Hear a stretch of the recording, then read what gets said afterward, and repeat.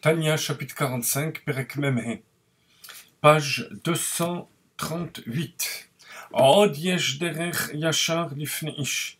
Il y a encore un chemin direct devant tout homme. Pourquoi ish? Parce que ish, ce sont les midot. Adam, c'est l'intellect. Ish, les midot. Gever, c'est le fait de surmonter. Enosh, c'est la faiblesse. Donc, devant tout homme qui veut réveiller ses midot d'amour et de crainte, il y a une voie directe. Pourquoi directe? Parce que c'est midat harachamim, l'attribut de miséricorde qui est la voie du milieu. Vous avez l'amour qui est à droite, la rigueur, la crainte qui est à gauche. Midat harachamim, c'est la composition des deux. C'est ce qu'on retrouve d'ailleurs dans le nom Rachamim 208, Reshret 208, c'est la valeur numérique de Yitzhak, Maïm, l'eau, c'est Avraham Avinu, le mélange des deux, ça nous donne Avraham et Yitzhak, ça fait Yaakov. Alors, cette mida de Yaakov qui est la mida de Rachamim, où est-ce qu'on voit Rachamim chez Yaakov? Lorsqu'il rencontre déjà Rachel, il se met à pleurer, parce qu'il voit qu'elle va pas être enterrée avec lui. Donc il a déjà un réveil de Rachamim. C'était sa mida, c'était son attribut. Ensuite, la rencontre avec Esav. Il va réveiller cette fois-ci la miséricorde chez Esav. Toute la avoda de Yaakov. Les moutons ont un cri qui rappelle, qui réveille la miséricorde, la pitié envers le mouton. Et plus que les autres patriarches, ils s'occupaient de moutons. Midat harachamim. Avec ça, on va régénérer l'amour et la crainte. C'est le mode d'emploi de ce chapitre.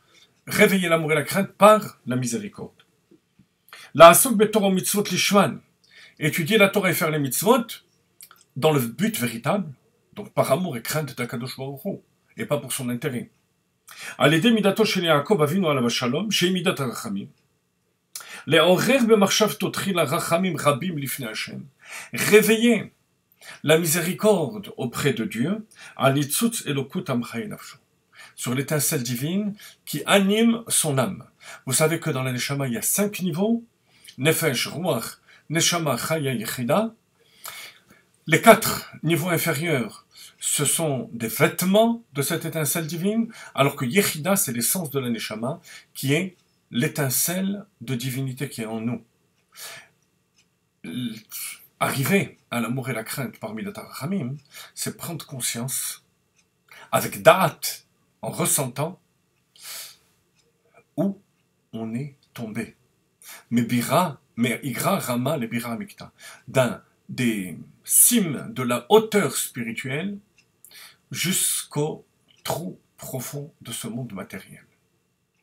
Et en réfléchissant et en méditant à cet état, automatiquement, on réveille les Rachamim, la miséricorde par rapport à nous-mêmes, et aussi par rapport à l'étincelle de divinité, à la Shrina, qu'on a attirée avec nous dans les fins fonds matériels de ce monde. Nos maîtres disent dans Brachot d'Aflamet Gimel, Amoud Aleph, page 33, Mi she'en lo de'a asur lerachem alav. Celui qui n'a pas de da'at, on ne peut pas avoir miséricorde envers lui.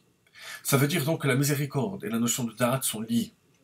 Da'at, ça veut dire ressentir profondément la chose. Lorsqu'on ressent notre état, on a pitié de notre âme. Et lorsqu'on a pitié de notre âme, on régénère la mida d'ahava et de yira, de crainte et d'amour, comme on verra dans les prochains chapitres.